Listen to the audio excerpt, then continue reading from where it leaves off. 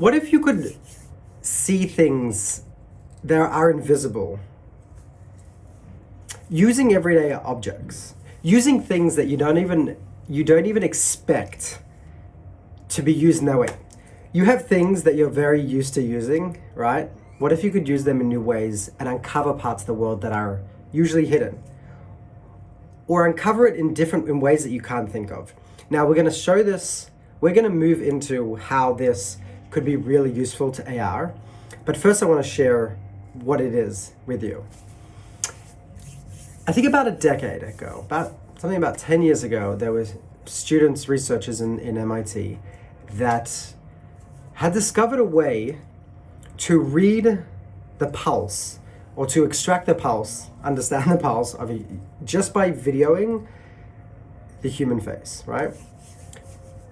So imagine if something like this, right? I'm in front of my phone, and just by being in front of the camera, I could see my pulse. I don't need any special sensors, right?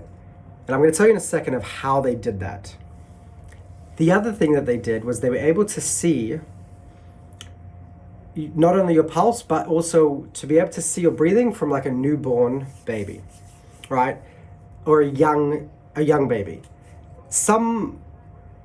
A baby that you wouldn't want to put sensors on them or get too close to them. It's not babies, you don't want to handle them as often. You want to kind of leave them in peace, but you need to have some vital information.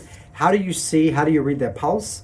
And also think of this scenario, if a baby's in another room in a crib, right? You want to be able to understand and know if that baby's still alive, still breathing.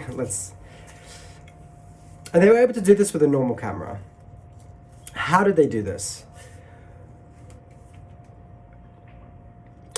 What they did is they amplified certain parts of the video to be able to see parts of what's happening that you visually can't see, right? So if you see just me, right, you can't see the blood pulsing through my face, but it is, right? So the blood's going through the veins in my face. What they did is they basically went to the pixel level, and right now when you look at it, everything looks pretty stable, right? It looks like a similar color. You're not seeing changes, but by looking down on the pixel level, they were able to amplify that color. And by amplifying that like 100 times or 1,000 times, they were able to get a slight change in that shade, right? So that pink became a little bit more red. And by doing that, by amplifying that, they were able to actually see the blood pulsing around my face. Now, there's lots of new things you could do with this. And we could also see, as you see me moving, okay, there's so many ways you can go with this, but what essentially we're saying, wow, okay. This could be used in a lot of ways, right? Think of authentication. We have seen that authentication has been fooled by pictures of people, but not if you're able to actively see that blood pulsing. And you could use a lot of different measures of going on top of this, right? So remember constant authentication? This is part of it. If you could use blood pulsing, you could start seeing that pattern. There's probably, I'm assuming this, but probably your blood might pulse in subtly different ways, right? We're not talking about, just the normal pulse. If you look down in like very, very low level, we might pulse in different ways. I'm not saying that that's a reality, but I'm assuming that this could be something we could look into. You could say, oh, I could get a video of someone, right? And then I could just loop that and make a zip. You could see that pattern. Essentially what we're saying is, because I want to get to the point. What these people were doing, what these researchers were showing, they were uncovering things that are invisible to you and I, and they were able to find new ways without touching anyone, without having any invasive or without requiring someone to wear a sensor. They were able to read a certain pieces of information, right? So in this case, it's pulse. With a human baby, when a baby's in a bed, right, and you're far away, let's say even you're watching it from a baby monitor, which is what a parent would do nowadays if they want to keep an eye on their child. being able to hear breathing is not always easy, right? It might be very, very quiet breathing. And with a baby, the chest doesn't rise and fall in such a way that it's very noticeable from a video camera and then watching it on another room. But what the system was able to do was able to amplify that breathing and amplify the subtle movements and show it magnified that breathing. So instead of very shallow, like very small things that are pretty much imperceptible to the human eye, or especially over a video feed, they were able to amplify just the breathing, and you were able to see that, and they could actually get pulse from that as well.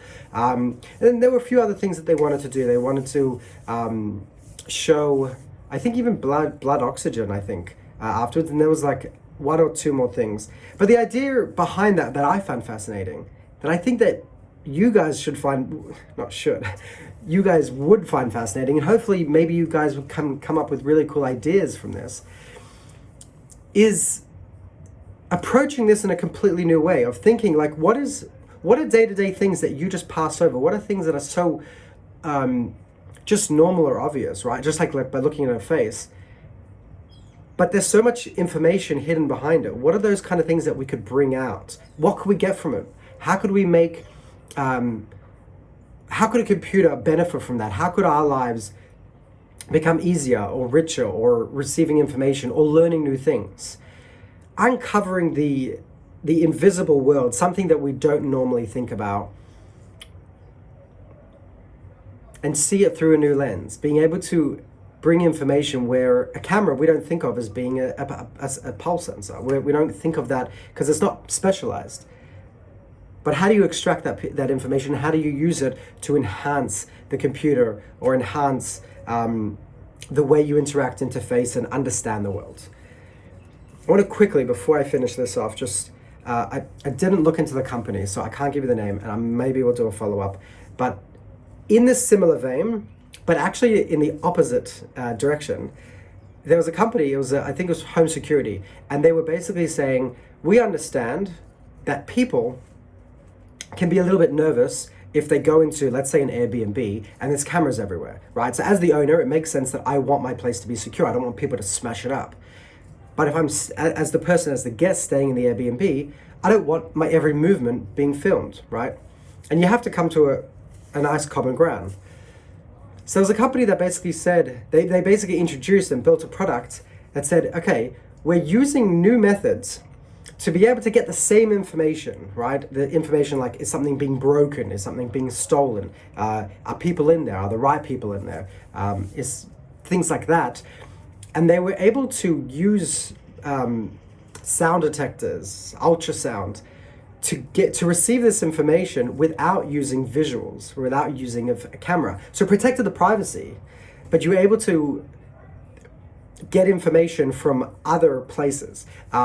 It's very similar. I actually named an Israeli company that I had met a couple years ago, and I had met someone recently here a couple days ago, one of the engineers, that they use radar that actually use a similar thing. They were able to use radar, again, not using visuals, but they were able to track you in a different room and see that there's like someone walking around a different room. They can even pinpoint where it was. And using, whether it's radar, whether it's using ultrasound, whether it's using sound, they were able to pick up some very interesting pieces of information, and let's say using the Airbnb example of safeguarding you without having that camera that's recording you in this specific case, which could be causes of concern for some people. So I'm going to end it there, but the basic idea that I'm bringing out, or that I'm trying to bring out in this video, is seeing the world, seeing parts of the world, and using new methods to learn things in the world, understand things in the world, or see things in the world that we wouldn't normally see, right? So see the world by using sound, by using like echolocation, like bats, like different sensors that as humans we're used to using certain sensors to do certain goals, reach certain goals. Using technology and bringing that into the augmented world of how we interface the digital world with completely new sensors and completely new approaches. Anyways, my time's up. I'll see you guys in the future.